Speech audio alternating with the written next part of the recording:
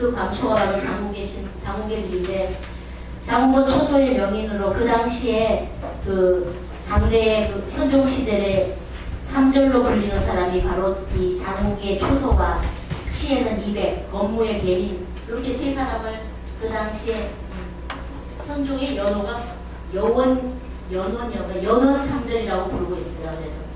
그래서 이렇게 유명한 그 사람인데, 장욱은 초소의 성인으로 석자는 마셔야 글을 쓰는데 모자 벗은 맨머리로 왕공들 앞에 나타나서 종이에 먹물이 튀기면 구름과 연기가 피어오르는 듯.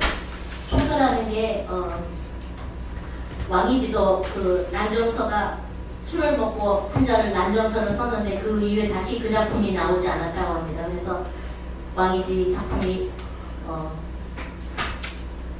당현종의 모습에 들어갔나요? 당현종이 워낙에 그걸 좋아했기 때문에 왕이지 아니죠. 왕이지가 제가 그건 하여튼 어느 왕인지 기억이 안 나는데 왕궁전에 그걸 갖고 들어와서 한 작품도 원본이 남아있지 않아서 다른 사람들이 못 필요한 글이 남아있을 정도로 그 술을 취해서 한 작품을 썼는데 그 이후로는 그 작품을 그렇게 쓰지를 못했다고 합니다. 그 정도로 장욱도 술이 취해서 늘 이렇게 초서를 썼다고. 저도 서예인이라고 하는데 술을 마시지 않고 글을 쓰고 있어서 그만둬야 되지 않을까 하는 생각을 해봤습니다.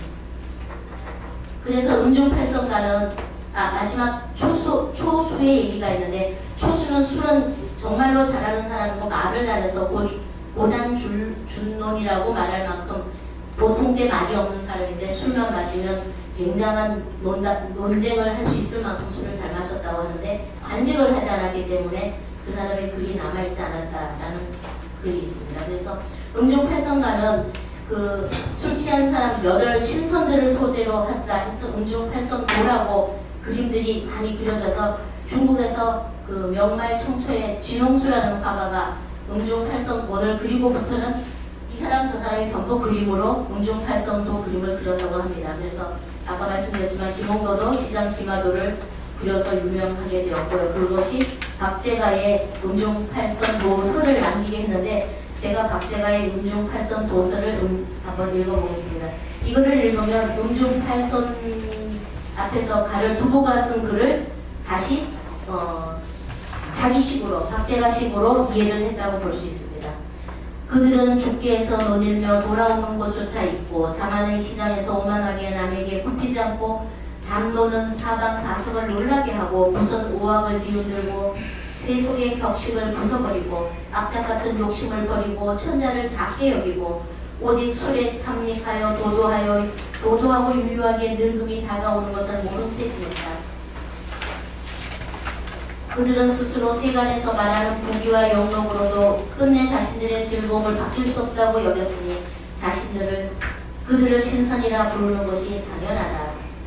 그래서 이들 당대 신문학을 보면은, 지금까지 얘기한 것을 보면은, 풍요를 즐기던 선비들은 이렇게 우정을 돈독히 하기 위해서, 또 이별을 아쉬워하기 위해서, 또 본인들의 근심과 고뇌나 나라의 근심과 고뇌를 달래기 위해서, 또 처해 있는 사회의 현실을 비판하고 자연과 합일하고자 이런 술에게 엄청난 힘을 빌렸던 것입니다. 그래서 술이 없었더라면 더 이렇게 엄청난 것을 표현하지 못했지 않았을까 하는 생각이 들 만큼 술의 힘이 굉장히 그들에게 큰 사람들로 만들어 주었던 것 같습니다. 그래서 술은 짧은 시간에 현실 세계에서 이상 세계로 이동시켜줄 수 있는 어떤 묘약인 것 같다, 이런 생각을 했고, 까닭에 팔선만이 있었지 술이 깬 팔선은 신선이라고 남아있지 않다는 것이 느껴졌습니다. 그래서 풍류에서 술이 빠질 수 없는 이유가 바로 여기에 있었으며, 바람이 되고 물이 되어 틀에 매인 학문이나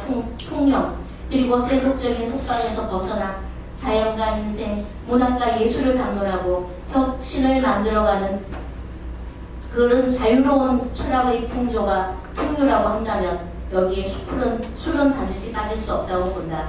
그들에게 술은 단순히 쾌락만을 위한 도구가 아니다. 이백처럼 술과 자연에 합일하여 시문학으로 풍류를 만들어낸 경우도 있지만, 장안가나 비파행의 작가로 알려진 백보이는 사회와 정치를 비판한 신학부 진중음의 작가이기도 하다. 두보 역시 고통에 허덕이는 백성들의 애환을 읊은 명거행이라든지 양귀비 율족을 비판하는 여인행이라든지 이런 사회 참여 시입니다. 이들에게 사회와 정치의 부조리에 대한 지성인으로서의 고뇌와 비판의식이 있으며 때로는 인간의 고뇌가 있었다는 것을 술에 관한 시를 읽음으로써 느낄 수 있다. 완성도는 낮았지만 술에 대해서 이렇게 적어봤습니다. 이상입니다. 네, 잘 들었습니다. 이어서 공감한 세계 논평을 듣도록 하겠습니다.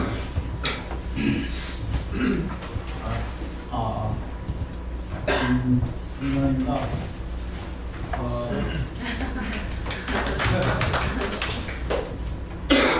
고등학교에서는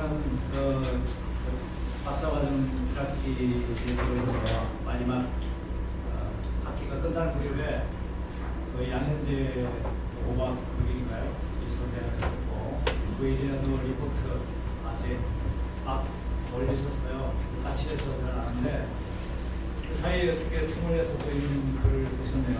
그 에너지가 대단하고요. 저희 어린 동학교에게 많은 기감이 되고 있습니다. 논평을 맡게 돼서 영광이고요. 그렇지만 아무리 바빠도 이 글에 대한 그 논평은 제대로 해야겠다 생각하고 해봤는데 잘 되는지 모르겠습니다. 글을 읽으면서 발표하겠습니다.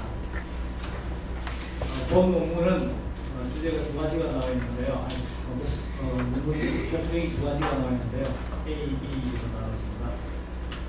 당대 풍류 시인들의 시 속에서 술이 등장한 이유와 술이 그들에게 끼친 영향, 이걸 알아보고자 하는데 첫째 목적이 있고 구체적으로 밝히지는 않았지만 덤으로 두 번째 목적, 그들의 신문학에서 느껴지는 풍류와 함께 주향을 맡아볼 수 있게 쓴 걸로 밝혀졌습니다. 시인은 당시 시인을 말합니다. 시인들은 원래 직접 말하지 않고 이미지를 통해서 뜻을 숨겨놓는데 필자는 그 술이라는 이미지에 숨어있는 뜻을 찾아 드러내고자 했습니다. 주향을 찾으려고 했죠. 이 목적을 달성하기 위해서 필자는 제2장 1절에 제가 봐도 홍보에는 그 짱절 표가 되어 있었습니다. 백거의 시 한 수하고 200매호연, 왕수, 왕유, 그리고 2절에서 두보의 음중 팔승가 이런 시들을 시편과 함께 감상 형식으로 글을 그려나가고 있습니다. 그리고는 글의 끝머리에 박제가의 음중 팔승도서를 근거로 해서 202차전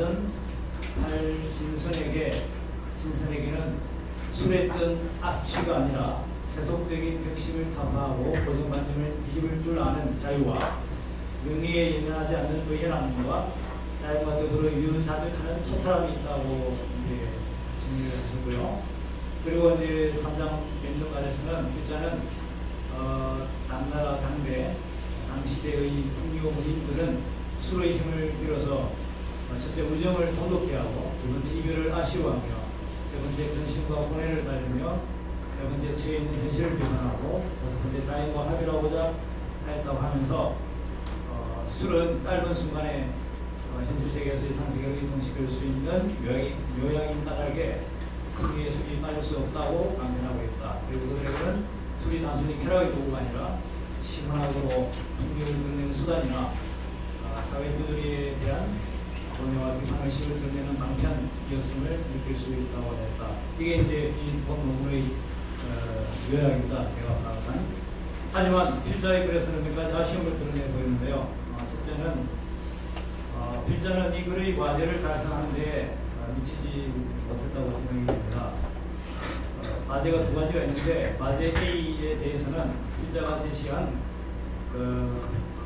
결론 1, 2, 3, 4는 술의 일반적인 현혹, 지금도 그냥 흔히들 알고 있는 너무나 일반적인 현혹을 찾아내죠. 5, 7, 8 정도는 다소 돋보이긴 하지만 이것도 좀 약하다는 느낌이 들었습니다. 차라리 각 시인들에게서 조금씩 달라 보이는 술의 의미를 시인의 삶과 일관지어서 좀 풀어냈으면 어떨까 하는 생각이 들고요. 그리고 이제 문자도 약간 밝혔듯이 유백에게는 도가적, 김보에게는 유가적, 완묘에게는 불교적 사상적 배경이 있다고 했는데 이런 사상적, 정치적 배경과 그들이 술을 통해 얻고자 했던 것에 약간 차이가 있을 걸로 믿는데 그 차이를 좀 밝혀줬으면 어떨까 생각이 들고요. 그래서 본 논문은 과제 B를 두 번째 과제 시문학에서 느껴지는 풍요와 함께 주량을 약간 맡아볼 수 있는 그 정도의 과제를 달성하는 게 대책이 아닌가 싶습니다. 두 번째, 필자의 그런 학술적인 글쓰기라기보다는 시 해설서 같은 느낌을 받았습니다. 아마도 바쁘셔서 그랬을 텐데요. 그리고 이제 이 분석하는 대상인 글 자체가 시이기 때문에 시가 원래 감상적인 글이기 때문에 처음부터 논증적인 글을 쓰려 하는 것은 아니라 시를 음미하면서 시인의 감정을 느껴보는 제작을 택했기 때문으로 연구된 것으로 보이는데요. 하지만 일반적으로 논문은 과제를 해결하기 위해서 치밀한 논증을 거쳐서 결론에 도달하는 것일진데 본 논문의 논증은 자료 수집과 각 자료에 대한 약간의 해설을 덧붙이고 곧바로 일자의 의견을 결론으로 내린 느낌이 있는 다소 시 감상 내지는 시 해설서 같은 느낌이 들었습니다. 세 번째, 꼭 필요한 주석이 몇 군데에 빠져있다는 생각이 들고요. 각 시인의 한 시를 두 격으로 옮긴 부분의 수치와 준비가 200의 시를 정한 부분 그리고 각종 기사 중에도 주석이 있었으면 다른 연구자들에게 도움이 되겠습니다. 그리고 마지막으로 오늘날 풍류를 아는 지식인들의 주도는 어떤 모델이 있을 때라는지 우리 동양 철학을 공부하는 사람의 검증 문화는 어떠해야 하는지 특별한 대안을 좀 제시해 주셨으면 좋았을 뻔했습니다. 술을 권하는 시대가 지나가고 술 먹는 사람이 환영받지 못하는 이 시대의 철학자들은 풍류를 누리기에는 합격자인지 여쭙고 싶고요. 그럼에도 불구하고 본 논문은 당시대 반대의 시 속에 나와 있는 주향을 한꺼번에 맡을 수 있었다는 점에서 매우 고맙고요. 그런 시 정신이 풍류와 연관지어 해석될 수 있다는 점을 보이는데 큰 의미가 있다고 생각합니다. 감사합니다. 네, 수고하셨습니다.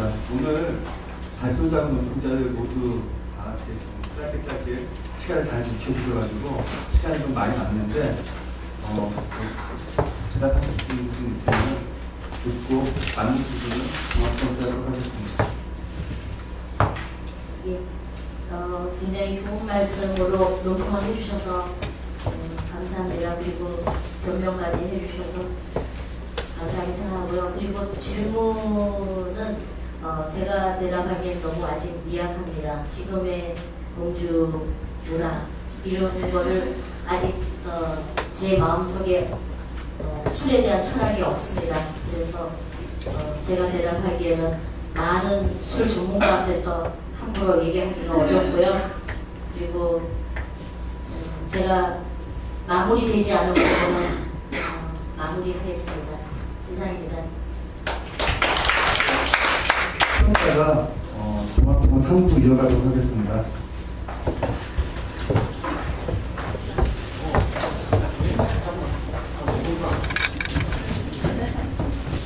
아,